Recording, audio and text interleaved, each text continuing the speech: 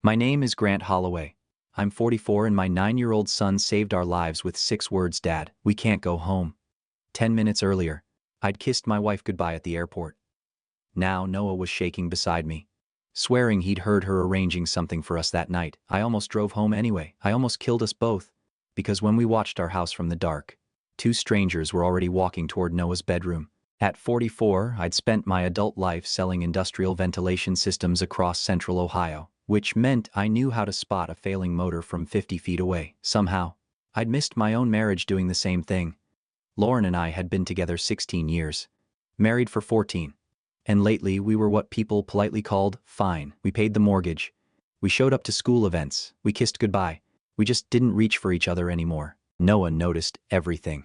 At 9, he was small, quiet, and endlessly observant. He could tell which neighbor was home by the sound of a garage door, and knew when I was stressed before I said a word. That evening, Lauren was leaving Columbus for a 4-day healthcare conference in Chicago. At the terminal, she crouched and hugged Noah first. Be good for Dad. I will. Then she hugged me. Quick, formal. Sessions run late, she said, already looking at her phone. Don't wait up. Text me when you land. Sure. Her kiss barely touched my cheek. What bothered me later wasn't that she seemed distant. Distance had become normal. It was Noah. Usually he chased her down for one last hug. That night, he stayed beside me, watching her disappear through security without moving.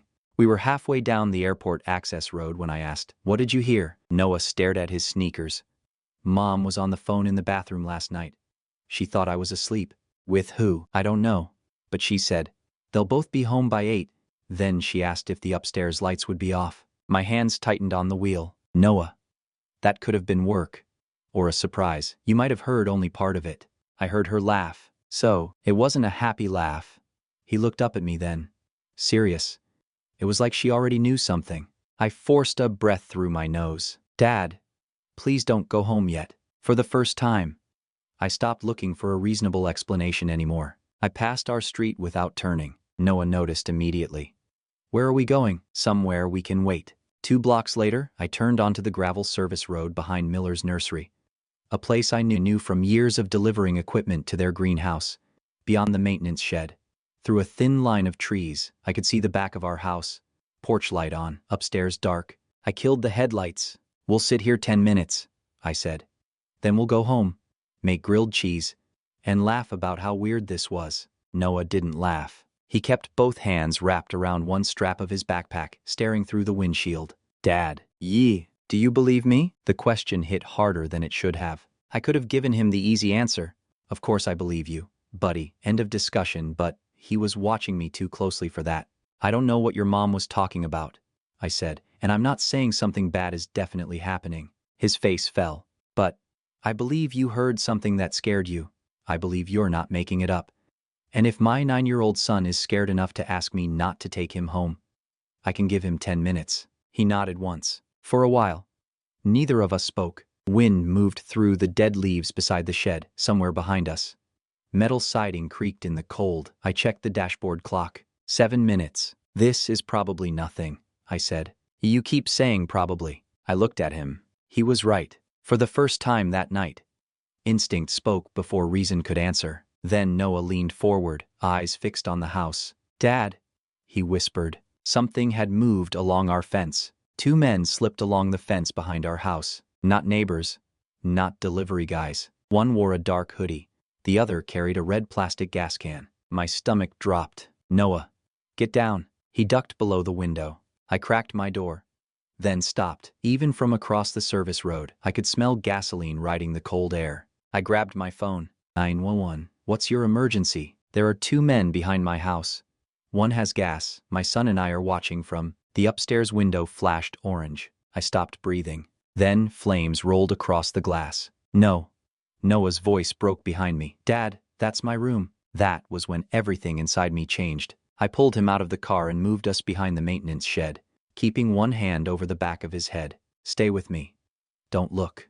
But he did. Through the trees, his bedroom glowed like a furnace. The dispatcher kept talking in my ear. 3 minutes, stay hidden. Officers coming. One of the men backed away from the house and looked toward the nursery road. I dragged Noah lower. They weren't burning an empty house. They believed we were inside it, and whoever sent them knew exactly where my son slept. That realization hit harder than the fire ever could have. The first fire engine screamed down our street less than 4 minutes later. By then, flames were punching through the second floor. Noah sat wrapped in a gray emergency blanket on the back step of an ambulance while I stood beside him, one hand on his shoulder, watching 14 years of our life collapse behind yellow tape. The roof over the kitchen gave way with a sound like a train wreck. Smoke rolled across the yard, thick and black, carrying the smell of wet wood, melted plastic, and everything we owned. It took firefighters almost 40 minutes to knock it down. A woman in a dark coat approached me after midnight and held out a badge. Detective Nora Vance, you, Grant Holloway. Yeah, I need everything you saw. Start at the airport. So I told her. Noah's warning, the service road, the 2 men, the gas can, the first window igniting. Then, I told her Lauren was supposed to be on a flight to Chicago. Vance stopped writing. Supposed to be. She checked in. I watched her walk into the terminal. Have you spoken to her since? No, don't, not yet. That made my jaw tighten. That's my wife. I understand. No, you don't. Her house is gone. Vance studied me for a second, then asked, who handles your homeowner's insurance? I looked toward the smoke. Lauren. Any recent changes, increased coverage, new valuables scheduled, anything unusual? I wouldn't know. That answer embarrassed me more than it should have. Lauren handled paperwork, I handled the cars, repairs, lawn, furnace. All the things we had quietly divided into his and hers over 14 years. Vance wrote something down. Grant, until we know more, don't assume this was random. That sentence followed me for the rest of the night, because once she said it, old details started crawling back. Lauren working late 3 nights a week, her phone face down at dinner, calls she took in the garage, weekend trips with Melissa that appeared out of nowhere, the way she'd started showering with her phone sitting inches from the sink. I had explained every one of those things away. Work stress, privacy, midlife distance, normal marriage stuff. Standing in front of what was left of our home, I realized normal had become the excuse I used whenever the truth felt too uncomfortable to examine. For the first time, I wondered what Lauren had been hiding from me. We spent that night in a roadside motel off I-270 because neither of us had anywhere else to go. Noah lay in the second bed with the television glowing blue against the wall. I thought he was asleep until his voice came through the dark. Dad? Yeah. Buddy, was the fire my fault? I sat up so fast the mattress springs snapped beneath me. What? No. Absolutely not. If I hadn't told you, we would have gone home. Maybe those men wouldn't have. Noah, look at me. I crossed the room and sat beside him. His eyes were red, but he was trying hard not to cry. You didn't cause anything. You stopped it. He swallowed. But Mom's house burned down. Our house burned because somebody chose to burn it. That choice belongs to them, not you. He leaned into me then, forehead against my chest. Is Mom okay? That question hurt in a different place. Part of me still wanted Lauren to be another victim. Maybe she had been lied to. Maybe somebody was using her. Maybe there was an explanation that didn't end with my wife knowing our son's bedroom would catch first. I don't know yet, I said. Detective Vance is figuring that out. Noah nodded, but his fingers stayed locked around my shirt. When he finally fell asleep, I checked the motel door twice, then a third time. I sat at the tiny desk until almost 3 in the morning, listening to the heater rattle, replaying every late shift, every private call, every weekend Lauren had spent with Melissa. For 14 years, I had trusted my wife. That night, I trusted my son more. At 3:07 that morning, with Noah asleep behind me, I opened the joint email account Lauren and I had shared since our wedding. I searched one word: insurance. 6 weeks earlier, Lauren had approved changes to our homeowner's policy. Dwelling coverage had jumped. Contents coverage had nearly doubled. Jewelry, electronics, even the tools in my garage had been newly scheduled. Then I found something worse. A separate email from an insurance broker named Miles Barrett confirmed a new accidental death policy on me and additional coverage tied to Noah. My mouth went dry. The combined payout was over $1.3 million. I sat on the closed toilet lid under the motel bathroom's fluorescent light, staring at the number until it stopped looking like money and started looking like motive. At 6:12, Detective Vance called. Grant, Lauren's flight landed in Chicago last night. I closed my eyes. Okay, she wasn't on it. For a second, I thought I'd misheard her. What? She checked in online. She went through TSA. Her bag made the flight. Lauren didn't. I stood up slowly. Vance continued. Airport cameras show her leaving the secure area through a lower-level exit 23 minutes before boarding. Then, where the hell did she go? We're working on that. I looked toward Noah's bed. Detective. Did she know we'd be home? A pause. We don't know yet, but I did. They'll both be home by 8. That sentence no longer sounded strange. It sounded scheduled, and for the first time, I stopped wondering whether my wife was involved. I started wondering who else was, because nobody builds an alibi that carefully unless they know exactly what is supposed to happen. I called Rachel at 7:03 that morning. My sister didn't say. Are you sure she didn't tell me I was overreacting? She said. Where are you? And 25 minutes later, she entered carrying a duffel bag of clothes from my nephew. 2 coffees. And donuts nobody touched. Marcus came behind her. Rachel took one look at Noah asleep under the motel blanket, then turned to me. Start from the beginning. I told them everything. The warning. The fire. Lauren missing the flight. The insurance changes. The $1.3 million. Rachel listened without interrupting. When I finished, she folded her arms. Okay. 3 rules. I almost laughed. Of course you have rules. First, Noah has 0 contact with Lauren until Detective Vance clears it. No calls, no texts, nothing. She's his mother, and somebody knew exactly where his bedroom was. That shut me up. Second, Rachel continued, you can fall apart, you probably need to, but you don't do it where he has to take care of you. I looked toward the bed. And third, we find out what happened. Every person involved. Then, we let the police bury them in evidence. Marcus nodded. No hero stuff. Grant, no driving to anybody's house. You swing at the wrong guy. You become part of the case instead of the father protecting his kid. I hated that he knew me that well. By afternoon, Vance had arranged an appointment with Dr. Hannah Price, a child trauma therapist. Noah resisted at first. I'm not crazy. Nobody said you were. Then, why do I need a therapist? Because you saw your bedroom burn down. Buddy, I need one too. That got him through the door. After the session, he climbed into my truck holding a spiral notebook with a dinosaur on the cover. She gave me homework. What kind? He handed it over. In careful block letters, he had written, not my fault. I did the right thing. Grown-ups are supposed to protect me. I read the last line twice. Dad, you're doing the face. What face? The one where you pretend you're not crying. I cleared my throat. Allergies. It's November. Seasonal allergies are complicated. For the first time since the fire, he smiled. 2 days later, Noah sat with a forensic interviewer in a room designed to look nothing like a police station. Soft chairs, colored pencils, no uniforms. I watched through one-way glass with Vance. What did your mom sound like on the phone? The interviewer asked. Noah thought before answering. Happy, but fake happy. What does fake happy sound like? Like the laugh comes first, but your face doesn't know why. Vance's pen stopped. Then, Noah added something he hadn't told me before. She asked if the upstairs lights would be off. My stomach tightened. Do you remember anything after that? Noah twisted his fingers. No. Just that she sounded relieved. The interviewer didn't push him. Afterward, I found Noah in the hallway staring at the vending machine. You okay? He shrugged. I kept thinking maybe I made it bigger in my head. You didn't. He looked up at me. That night, I wasn't being weird, was I? No. Dramatic? No. He nodded slowly. That night, I was just right. Something inside me broke at that sentence. My 9-year-old should have been worrying about spelling tests and baseball cards. Instead, he was learning to defend his own memory against the woman who raised him. I crouched so we were eye level. You listened to me.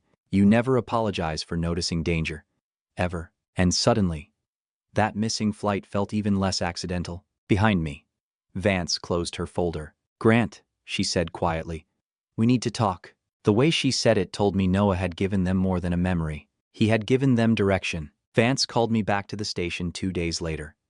Marcus drove because Rachel had apparently decided I was no longer allowed behind the wheel when angry. Vance slid 3 photographs across the table. Recognize him. The first showed a heavy-set man at a gas station, filling a red plastic can less than an hour before our house burned. No. Name's Curtis Vale. 2 prior arson investigations, 1 insurance fire that never made it to trial. He gets paid to make accidents. The second photo showed a younger man climbing into Curtis's truck. We're still working him, Vance said.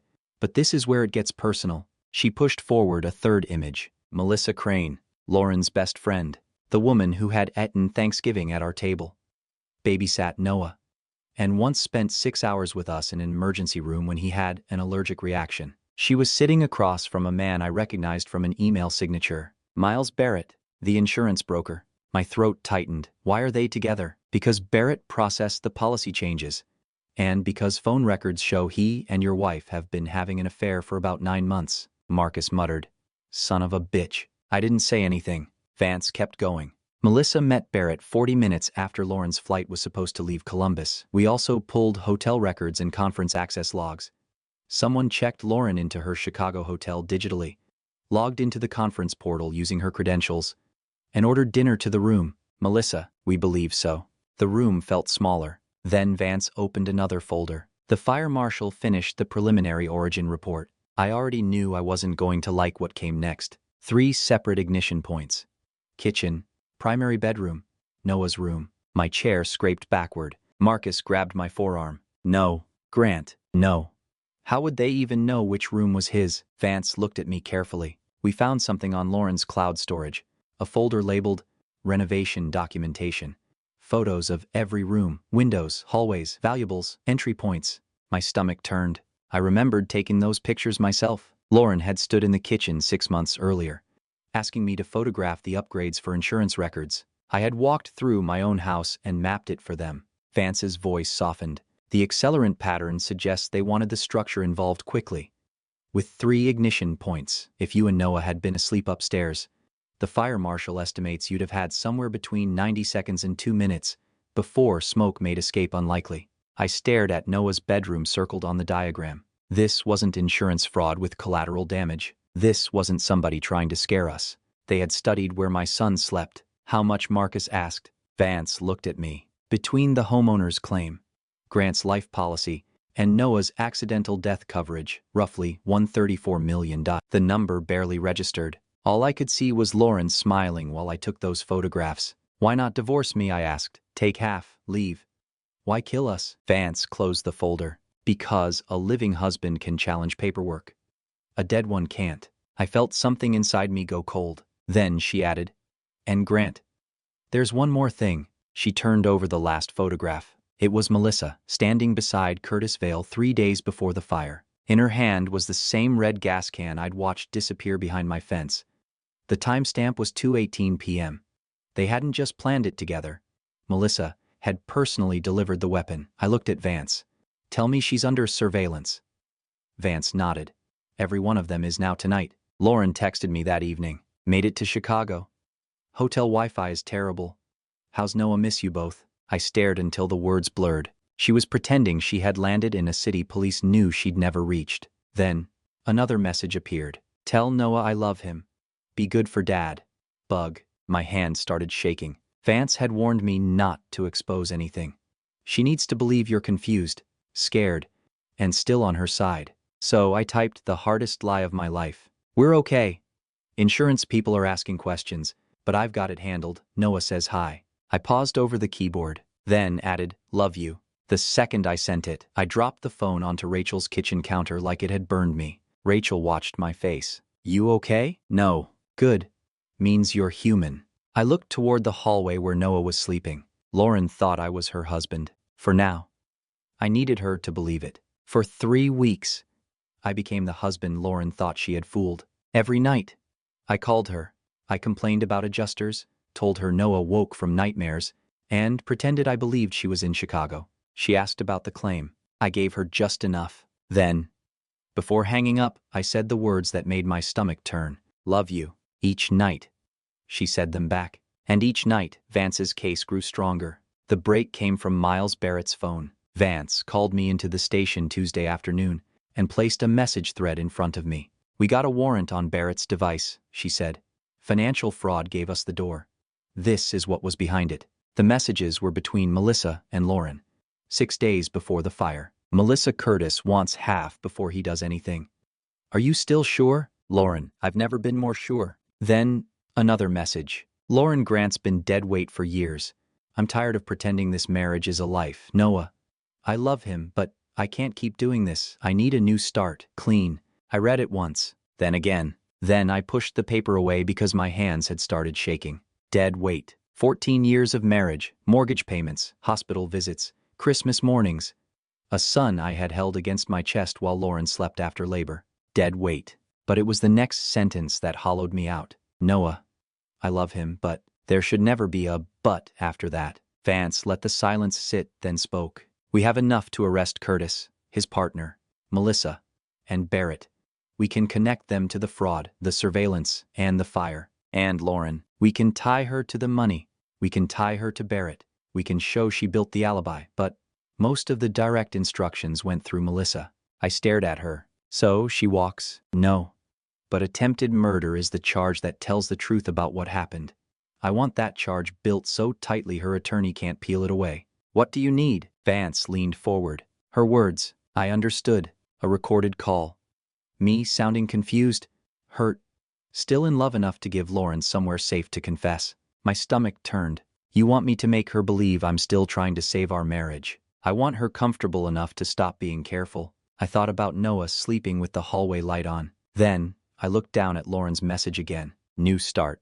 Clean. Tell me what to say, I said. Rachel found the comment because her anger made her useful. 3 nights after Vance showed us Melissa with the gas can, Rachel sat at her kitchen table scrolling through old photos from Lauren's account. I was across from her, pretending to drink coffee. Marcus was taping printed evidence to the wall. Then Rachel stopped. Grant. She turned the laptop toward me. 5 months earlier, under a photo of our remodeled kitchen, Melissa had commented, "Can't wait for your clean new chapter. You deserve it, babe." Clean. The same word from Lauren's text. My stomach folded in on itself. That was 5 months ago, Marcus said, tapping the screen. Before the policy changes. Before the accidental death coverage. Before Curtis Vale. Before I photographed Noah's room because Lauren said the insurance company needed renovation documentation. We started laying it out. Lauren meets Miles. Affair starts. Melissa gets pulled in because Lauren needs someone she trusts, and someone I won't suspect. Miles increases coverage. Lauren asks me for house photos. Melissa studies the layout. Curtis is hired. Lauren builds the Chicago Trail. Melissa logs into the conference portal. 2 men go to my house believing Noah and I are upstairs. A chain, not a mistake, not panic. A chain every single one of them had months to break. Nobody did. That was what nearly broke me. Melissa had sat beside Noah at his 7th birthday, laughing while he tried to blow out trick candles. She had brought soup when Lauren had the flu. She knew where we kept the spare towels. She knew my kid liked the top pancake because it had the most butter. And she had helped mark his bedroom for fire. I stood so fast the chair hit the wall. I'm going to her apartment. Marcus blocked the doorway. No, you're not. Move. You go there. She calls Lauren before Vance gets another warrant. Then everybody scrubs phones, lawyers up, and we lose the cleanest shot we have. Rachel stepped between us. You want 10 minutes of rage, or do you want Noah safe for the rest of his life? I hated them both because they were right. So, I stayed. The next morning, Vance rehearsed the call with me. Do not accuse her first, she said. Sound hurt, sound tired. Let her think she can comfort you. I don't want comfort from her. I know. But guilty people confess when they believe they're still loved. We practiced until the words felt like broken glass in my mouth. When Vance finally asked if I was ready, I thought of Noah's notebook. Not my fault. I nodded. Call her. We made the call from Vance's office at 9:18 p.m. A recorder sat between us. Rachel was on my left, her hand locked around my wrist, not comforting me so much as anchoring me to the chair. Lauren answered on the 3rd ring. Hey, she said softly. You okay? I closed my eyes. No. What happened? I can't sleep. Noah can't sleep. Every time I look at him, I keep thinking about what would have happened if we'd gone home. Silence. Then Lauren sighed. Gentle, practiced, Grant.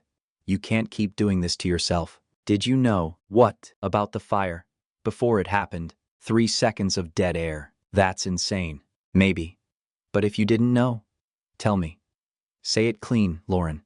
And I'll believe you because I want to believe you so bad it's killing me. Vance lifted one finger. Keep going. Lauren's voice dropped. Baby. It wasn't supposed to turn into this. Rachel's grip tightened. What wasn't? The mess. The fear. Noah seeing it. Lauren swallowed. I heard it. It was supposed to be fast. My chest went hollow. Fast. You wouldn't have felt anything. Neither of you would have.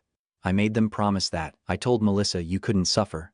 I made sure. She stopped. The silence after that felt louder than the fire. Made who promise? I asked. Grant. Don't. I opened my eyes. Vance nodded once. Her face had gone completely still. You didn't mean to scare us, I said, my voice shaking now. You just meant for us to die fast. Please let me explain. No, I said. Goodbye, Lauren. Then I hung up, and Vance reached for the recorder. 4 hours after the call, Vance called Rachel's house. I was standing at the sink, washing the same coffee mug because I needed something to do. Grant, she said. We got her. My knees buckled. Rachel turned from the stove. Marcus stood up. Where? I asked. Hotel outside Dayton. Miles Barrett was with her. 2 suitcases packed.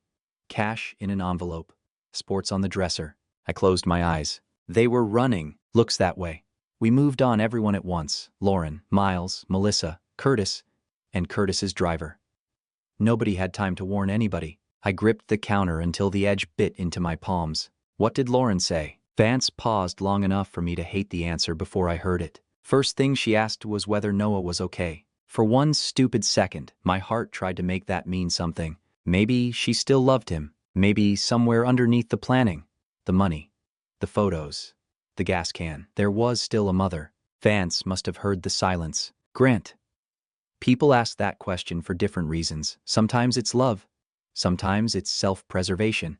Sometimes they want to know how bad the charges are. I opened my eyes. Right. Don't build a prayer out of it. I almost laughed because that was the kindest cruel thing anyone had said to me. I didn't go to Lauren's arraignment. Rachel offered to sit beside me.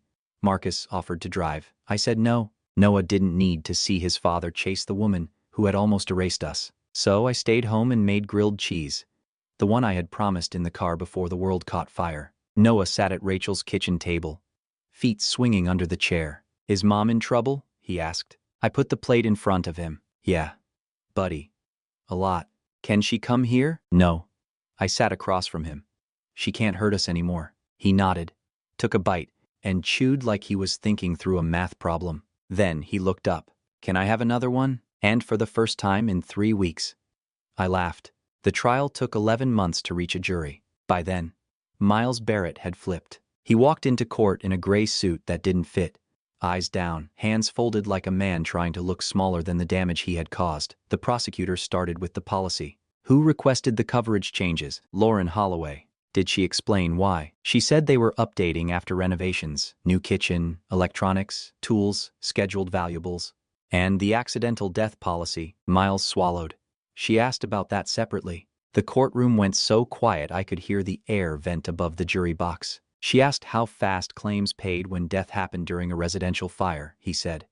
She asked whether a spouse being the beneficiary created delays. She asked if a child rider would pay if the child died in the same incident. Rachel's hand found mine. The prosecutor let that sit. Did you believe these were normal questions? At first, I told myself they were. By the third conversation, no. Why process them anyway? Miles looked toward Lauren, then away. Because I was involved with her. Because I wanted to believe she was just planning a divorce cushion. Because people call something paperwork when they don't want to call it what it is. He testified that Lauren had described me as steady but useless now. Then he corrected himself, voice cracking. No.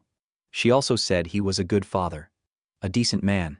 That was the part I couldn't understand. She didn't hate him, she just wanted out cleaner than divorce would allow. Cleaner. There it was again. Curtis and his driver were already facing arson and attempted murder. Melissa had taken a plea and agreed to testify. Miles traded his testimony for reduced fraud exposure.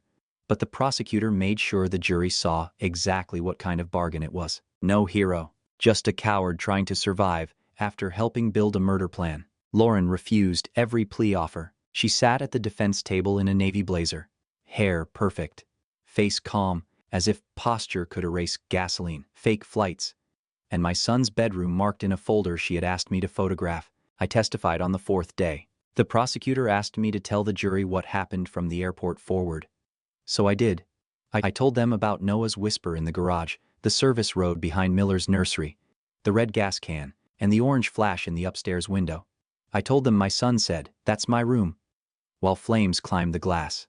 I told them about texting "love you" to the woman who had tried to have us killed because Vance needed her calm. I never looked at Lauren. Her attorney stood for cross-examination with a smile too polished to be human. "Mr. Holloway, Detective Vance coached that call, didn't she? She prepared me. She told you what to say. She told me not to lose control. So, the fear in your voice was performance." I looked at him then. "No." He paced once. "Slow. But you wanted my client to confess. You manipulated an emotionally vulnerable woman." A sound moved through the gallery. I leaned toward the microphone. The only person performing on that call was the woman pretending to love her husband 3 weeks after she sent men to burn him and his son alive. The attorney's smile disappeared. I didn't need coaching to sound like a father whose child heard his own mother plan his death. That part was real. He looked down at his notes, then back at me. No further questions. For the first time all trial, Lauren's perfect posture cracked. Melissa testified 2 days after me. She didn't cry. That almost made it worse. She described the fake renovation excuse, the burner phone, Lauren's conference trail, and the way she logged into the Chicago portal while Lauren waited 4 blocks from our house. "Why stay nearby?" the prosecutor asked. "To make sure it was clean," Melissa said. "Not quick, not painless. Clean." She said Lauren had watched our upstairs lights through binoculars and texted one word after Noah's room went dark. "Clean." I felt Rachel's hand close around mine. That was when I understood Lauren's soft voice on the recording had been another performance. She hadn't wanted mercy. She had wanted no witnesses left. The jury deliberated for 6 hours. I spent that time in a hallway, staring at a vending machine I never bought from. Rachel sat beside me. Marcus paced until a bailiff told him to stop wearing a track into the floor. When they called us back, Lauren stood without looking at me. Conspiracy to commit murder. Guilty. Aggravated arson. Guilty. Insurance fraud. Guilty. Noah wasn't there. I had made sure of that. Some rooms children should never have to sit in.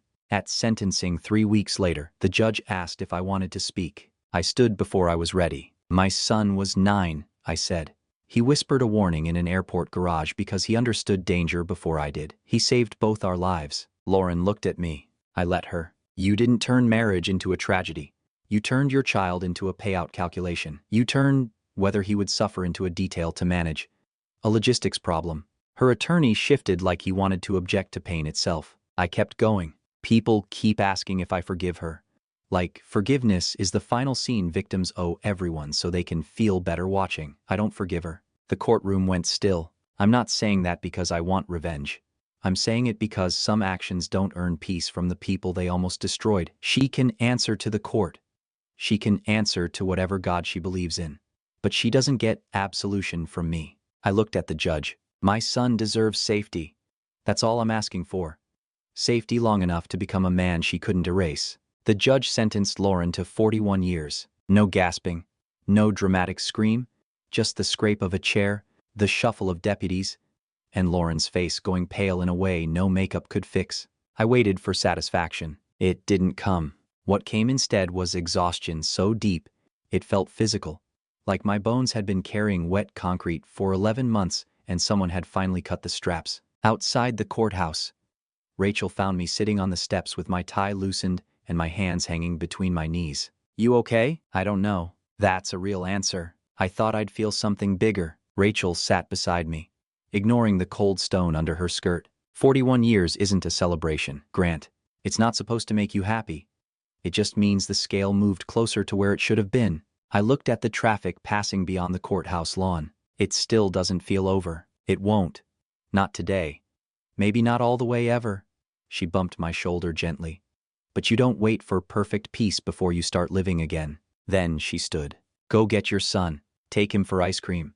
Tell him at home." So, I did. I picked Noah up from school and didn't mention the sentence in the truck. At home. We sat at Rachel's kitchen table with 2 melting bowls of ice cream between us. I told him Lauren would be gone for 41 years. He stared at his spoon. 41 years, almost forever, I said. He nodded once. Calm in that strange grown-up way trauma gives children. Good. Then he asked for more sprinkles. 2 years later, Noah and I live in a smaller house on a brighter street. It has no grand staircase, no remodeled kitchen, no perfect backyard for cookouts Lauren used to photograph, But every porch light works. The neighbors wave when they see us. Rachel and Marcus are 4 minutes away. Close enough for emergencies and far enough that I can pretend I'm independent. Noah is 11 now. He is still quiet, still watchful, but he doesn't freeze when toast burns anymore. He doesn't sleep with the hallway light on most nights. He asks about Lauren less and less. And when he does, I tell him the truth in pieces small enough for his age, but honest enough that he never has to wonder whether I'm hiding danger from him. One night, over chicken nuggets and mac and cheese, he looked at me and said, "Dad, am I weird?" For eating nuggets with a fork, absolutely. He almost smiled. No. For noticing stuff other people don't. I set my drink down. Noah, that part of you is the reason we're alive. I hope you never lose it. I hope it annoys everybody who ever tries to lie to you. This time he did smile. Can we get a dog? I narrowed my eyes. That was a setup. Dogs notice stuff too. We are not forming a neighborhood security team. That's not a no. It is very close to a no. He laughed so hard milk came out his nose. That weekend, I called the shelter anyway. Sometimes, after Noah is asleep, I sit in our kitchen and think about how close I came to ignoring him. One left turn, one tired laugh, one father deciding his kid was being dramatic. And this story ends in smoke. I think about Lauren's empty seat on that Chicago flight. Melissa's word. Clean. Miles's policies. The gas can. Lauren's voice on that recording. Soft as a bedtime prayer. Saying, we would not have felt anything. Then, I remember the only voice that mattered. Dad, we can't go home. So, we didn't. And because we didn't, Noah is upstairs now, breathing safely in a room nobody has ever marked for fire. Lauren is not in this house, not in our mornings, not in his future. I don't forgive her. Maybe some people need forgiveness to heal. I needed consequences. I needed a door she could never walk through again. Not for pity, not for family, not for peace, not for anyone. The court closed that door 41 years wide, and I don't plan on ever opening it.